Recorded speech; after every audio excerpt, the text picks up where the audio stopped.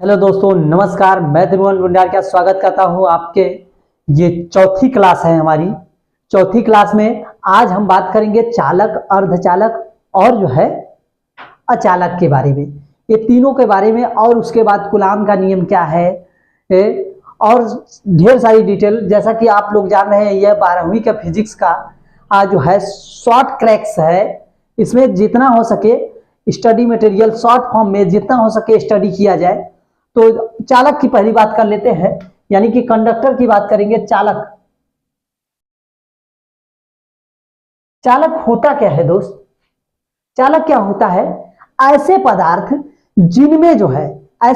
जिनमें क्या होंगे, विद्युत आवेश एक स्थान से दूसरे स्थान पे हो जाए। जैसे सपोज के लीजिए तार से क्या है, करंट एक स्थान से दूसरे स्थान पर चला जाता है। तो ये क्या है, ये सब चालक के अंतर्गत आते हैं। हम ये पहले ही पढ़ चुके हैं, इसको ज्यादा डिटेल में जानने की आवश्यकता नहीं है हमको ना। तो इसमें गुड कंडक्टर क्या है, गुड कंडक्टर की बात कर लेंगे तो चांदी है, लोहा है और जो है तांबा है, कापर है, एल्युमिनियम है। ये सब गुड कंडक्टर, मतलब बहुत ज्यादा इसमें जो है चालकता होती है। अब फिर बात कर लेंगे लगे हाथ अर्धचालक की। किसके बात करेंगे? अर्धचालक। क्या है? अर्धचालक। अब अर्धचालक की बात करते हैं तो इसको लिखवाना नहीं है, बस केवल आपको रटना है, ध्यान में रखना है कि अर्धचालक होता क्या है। ऐसे पदार्थ जिनकी चालकता चालकों से कम और अर्धचालक से थोड़ा सा अधिक हो। सॉरी, अर्धचालक कह रहा हूं, अचालक से थोड़ा सा अधिक हो, उसको कहा जाएगा अर्धचालक। जैसे क्या है, दो ही तत्व अर्धचालक के अंतर्गत आते हैं, जर्मेनियम और सिलिकॉन। जर्मेनियम और सिलिकॉन यानी कि Ge या फिर Si। और यहां पे देखा जाए तो Fe होता है, Au होता है और Al भी होता है। ये सब फॉर एग्जाम्पल है चालक के। अर्धचालक भी कंप्लीट उम्मीद करता हूं, इसमें ज्यादा डिटेल नहीं पढ़ना है, केमिस्ट्री में चूंकि हम लोग पढ़ लेंगे। अब फिर बात करेंगे अचालक की। क्या है? अचालक में क्या होगा, जिसमें विद्युत का चालन तनिक भी हो ही नहीं करे, जिसमें विद्युत का चालन न हो। लकड़ी, सूखी हुई लकड़ी, रबर, चमड़ी ना, ये सब क्या है, अचालक के अंतर्गत आते हैं। इसमें जो है आवेश क्या है, एक स्थान से दूसरे स्थान पर प्रवाहित नहीं होगा, उसको कहा जाएगा जो है अचालक। अब इसी बाद जो है बात करेंगे मोस्ट इंपॉर्टेंट हमारा जो आता है, ये कूलाम का नियम। इसका बाबू कूलाम का नियम बहुत बार पूछता है। कूलाम का नियम बहुत बार कॉम्पिटिटिव एग्जाम में पूछा गया है। तो कूलाम का नियम होता क्या है? कूलाम का नियम देखिए, ये जो है फ्रांसीसी वैज्ञानिक थे, कूलाम जिनका नाम, उन्होंने आवेश का उन्होंने बताया कि हम जो है कंघे को या फिर पेन को रगड़ते हैं, उसके बाद छोटे छोटे कागज के टुकड़े को जो है आकर्षित करता है। इसी से उनके क्यूरियोसिटी जगती है और वो जो है इन्वेंशन करते हैं कूलाम के नियम का। तो कहता है कूलाम के नियम के अनुसार उन्होंने एक प्रतिपादन किया। क्या प्रतिपादन किया? कहा कि दो स्थिर बिंदु आवेशों के बीच लगने वाला आकर्षण बल या प्रतिकर्षण बल ना, आकर्षण बल या प्रतिकर्षण बल दोनों आवेशों के गुणनफल के अनुक्रमानुपाती और जो है उसकी दूरी, जो भी उसकी दूरी होगी, उसके दूरी के वर्ग के व्युत्क्रमानुपाती होता है। सिंपल सी बात है ना। तो जैसे डायग्राम से समझेंगे, ये ध्यान दीजिएगा, ये एक ठो आवेश हो गया, एक ठो आवेश कण ये हो गया, दो आवेश कण होंगे दोस्त। तो देखिए इनके बीच की दूरी हमने मान लिया r, इनके बीच की दूरी मान लिया r। तो आवेश दो ठो है, तो इसका नाम रख देते हैं Q1 रख लीजिए और इसका नाम रख लीजिए Q2, Q1 और Q2। हमारे कूलाम चाचा नियम दिए, क्या बोले कि दो लगने वाला, इनके बीच में लगने वाला बल ज्ञात करना है हमको। तो क्या करना है, इनके गुणनफल करना है, इसके वर्ग का व्युत्क्रमानुपाती कर देना है। तो अर्थात हमारे कूलाम चाचा कहे क्या, उनका कहने का मतलब क्या था, अर्थात हमारे कूलाम चाचा कहें कि अगर मैं आपको बाबू यफ बराबर ज्ञात करना है, यफ बराबर ज्ञात कर रहा है, तो यफ प्रोपोर्शनल पहले ज्ञात करना होगा। तो F proportional Q1 Q2, F proportional Q1 Q2, और इसी प्रकार से उन्होंने फिर बताया कि यफ प्रोपोर्शनल 1/r², ये भी बताया। अब दोनों को हम एक साथ लिखेंगे, दोनों को एक साथ लिखते हैं, तो दोनों को एक साथ लिखेंगे तो क्या हो जाएगा दोस्त, तो यफ प्रोपोर्शनल Q1 Q2 अपान r²।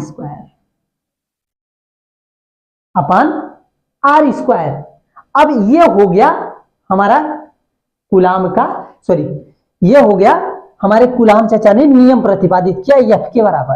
अब जो है हम क्या करेंगे, इसको हटाएंगे, ये जो है अनुक्रमानुपाती का को हटाएंगे, तो अनुक्रमानुपाती का नियतांक होता है, क्या होता है, अनुक्रमानुपाती का नियतांक होता है क्रमानुपाती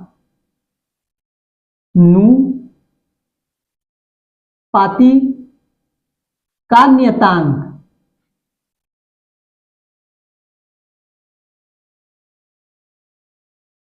एक ठो नियतांक होता है के, अनुक्रमानुपाती का नियतांक क्या होता है, के होता है। ये के किसके बराबर होता है, जब दोनों बिंदुओं के बीच में निर्वात में हो या वायु में हो, तो उसका मान हो जाता है 1/4πε0। अर्थात इसको लिख देंगे पहले के बराबर, ऐसे लिखेंगे के Q1 Q2 अपान r², फिर के का मान जब दोनों माध्यम में निर्वात हो, क्या है, दोनों आवेशों के बीच का माध्यम क्या हो, निर्वात हो, या फिर जो है क्या हो, या फिर जो है वायु में हो। निर्वात मतलब जहां पे वायु का प्रवेश ना हो, और इसका मतलब वायु हो, दोनों स्थिति में उसका क्या होता है 1/4πε0 Q1 Q2 r², ये होता है दोस्त। ये हमारे कूलाम चाचा ने दिया। अब इसी का सदिशी रूप देख लेते हैं। इसी का सदिशी रूप में, इसके सदिशी रूप में क्या होता है, इसी पर कैप लग जाएगा, सदिश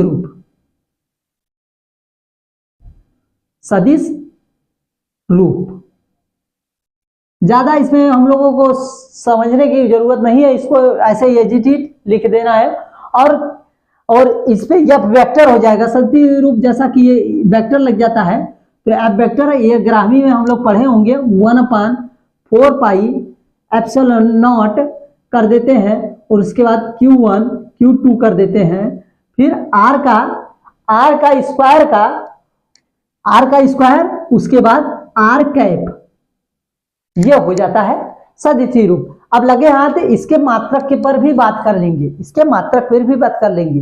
इसका मात्रक क्या होता है, इसका मात्रक होता है दोस्त, थोड़ा इरेज कर लेते हैं, तो इसी पर बात पर कहते हैं कि ना संघर्ष ना तकलीफ तो खाक मजा है जीने में, बड़े बड़े तूफान थम जाते हैं जब आग लगी हो सीने में। तो दोस्तों ये आग आपके सीने में बस मात्र 3 महीने के लिए जगानी पड़ेगी, क्योंकि आपको एग्जाम क्रैक करना है, 12वीं का एग्जाम क्रैक करना है। इससे पहले नहीं तैयारी की, कोई टेंशन नहीं, यहाँ पे आपका पुंडारिका भाई खड़ा है आपको जो है तैयारी कराने के लिए। तो फिर बात करेंगे के बराबर क्या होता है, जैसा कि हम जानते हैं यहाँ के है, तो के बराबर हम याद कर लेंगे, इसके के बराबर क्या हो जाएगा दोस्त, क्या हो जाएगा यफ r² Q1 Q2। अब ध्यान दीजिए, इसका क्या होता है, न्यूटन होता है यफ का, और r का क्या होता है, मीटर स्क्वायर होता है दोस्त, और इसका Q1 Q2 है, तो यानी कि C का स्क्वायर हो जाएगा। Q का मतलब आवेश, आवेश का मतलब कूलाम, तो इसका क्या हो जाएगा दोस्त, कूलाम हो जाएगा, यानी कि C का स्क्वायर हो जाएगा। इसको लिख सकते थे क्या, यम का स्क्वायर और इनवर्स 2, ये हो जाएगा आवेश, इसका मात्रक। अब फिर इसके K का मान जो है, ये K का मान है ना, इसका मान क्या होता है दोस्त, इसका K का मान क्या होता है 1/4 पाई एप्सिलॉन नॉट, और इसी का मान होता है 0.10 इंटू 10 सॉरी 9.0 इंटू 10 की पावर 9। जैसा कि ये निर्वात में है, तो इसका मात्रक क्या होता है, न्यूटन मीटर कूलाम स्क्वायर या न्यूटन मीटर प्रति कूलाम, न्यूटन मीटर स्क्वायर प्रति कूलाम स्क्वायर, ये मात्रक होता है। अब फिर बात करेंगे कि इसके परावैद्युतांक, ये जो एप्सिलॉन नॉट है ना, इसका परावैद्युतांक में मान होता है, ये जो एप्सिलॉन नॉट है ना दोस्त, इसे ये इसका जो परावैद्युतांक में मान होता है, परावैद्युतशीलता होता है। निर्वात में परावैद्युतशीलता क्या होती है, उसका मान हम लोग डिवाइड करके निकालेंगे, तो ज्यादा इंपॉर्टेंट है नहीं, इसलिए उसको लिखा नहीं जाएगा, हम डायरेक्ट उसका मान लिख देते हैं आप लोगों को, क्योंकि जो है आगे बहुत सारा पढ़ाना है आप लोगों को।